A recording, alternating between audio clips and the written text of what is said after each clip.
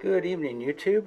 So this is the downfeed cylinder on my horizontal bandsaw. A couple of years ago I showed you how to refill it with oil.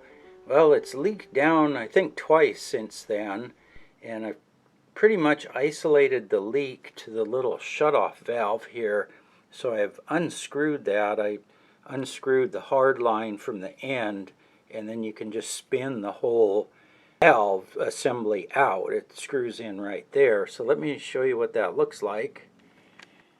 Okay, so this is the valve assembly. This is your downfeed adjust, and this screws into the top of the cylinder, and then on the side you have the shutoff valve, and it's got this handle that bolts onto a stud there. I've always noticed it was leaking out of this shutoff valve. It was always wet. So what I did was I unscrewed this thing. Sure enough, if you look at that there, you can probably see that valve stem is loose. It's actually a ball valve in there, so probably a stainless steel ball, and then it's got this stem on there. I don't see that this has a separate packing nut or anything. It just seems to be shoved in there. I don't know if there was some packing in there originally and that's just worn away. I don't see how you could get anything in there. You can't pull it out. I've tried twisting it. I mean, it just spins the ball inside. I'll show you a couple of options I tried. So my first thought was, well, I got a ball valve, 1/4 inch brass ball valve. It seems like it's a pretty good fit. The threads aren't perfect, but it goes in. If you measure the diameter, you know, this is a 1/4 inch thread. This one seems to measure about 13 millimeters. This one's a little bit bigger. If you go about 3 threads, they line up, but if you go more than that, they don't line up. So this seems to be a metric thread, like 1.5 millimeter thread pitch, and then it's got this flare fitting on the other side. I was wondering if there might have been some sort of a washer or O-ring under here. So I have one of those Harbor Freight O-ring assortments, and this is an R06, I think it is. And if you fit it down there, okay, you have to kind of stretch the O-ring around there. The next size up is thicker, so it would get in the way of the handle going on there, because this O-ring almost covers up the flats that this thing attaches to. There's a little lock washer. A nut goes on there. Let me get my nut driver. It's still loose, but maybe that O-ring will seal up a little bit. I don't know. Yeah, so the next day here, my camera battery ran out when I was checking this thing out, but I went ahead and put the valve back together. So you've got the flow valve, and then this is the on-off valve. Then I used my little oil bottle and refilled the cylinder down here. Just dropped it all the way down with this fitting out and pumped in about 2.5 of those bottles until it was full, and then I've bled the system out by cracking the flow valve open a little bit and got some air out of it. So I think we're ready to go. I don't feel any leaks here. I'll have to just use this for a while. This wasn't a really fast leak. It would take maybe a year to leak all the oil out.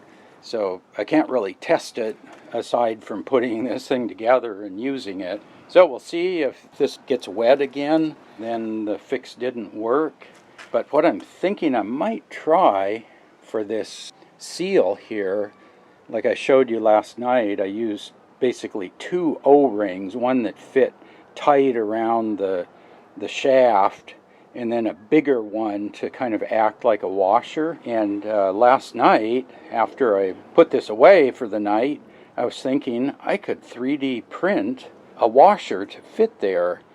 I could either use TPU polyurethane, or I could use some nylon. So I might try those. The advantage with those is it would be a one-piece washer, and I could make it exactly 7 millimeters inside diameter, so it fits tightly over that shaft, and then I can make it whatever thickness I need to get a good compression there. And I think that might do the trick. I'm thinking that the nylon might make a better washer because it's a little stiffer, but the TPU might make a better seal because it's softer. I might try to do that. I'm going to go ahead and model up the washer. It's basically 7 millimeters inside and then, maybe 10 millimeter outside, and then I'll have to play with the thickness, depending on the layer thickness I use on the 3D printer. For a while I searched online to see if I could find some washers for that, and 7 millimeters is kind of a weird size. Screw sizes go 6, 8, and 7 isn't a standard screw size. They do make some 7.0 millimeter sealing washers, but then they're really big. I can get a 0.5 millimeter thickness. It's like $10 or $12 for one washer, so I thought, I can 3D print those for a lot cheaper, so I think I'm going to try that. The nice thing is I can swap this washer out or swap those O-rings out with this thing in place. Now that I know how that goes together, even if you take this nut off of here, fluid's not going to leak out, basically, other than the normal leak. Like, this thing doesn't fall apart when you take the handle off. It's working now. If this leak fixes it, I'm good. Otherwise, I'm going to have to probably replace this whole thing.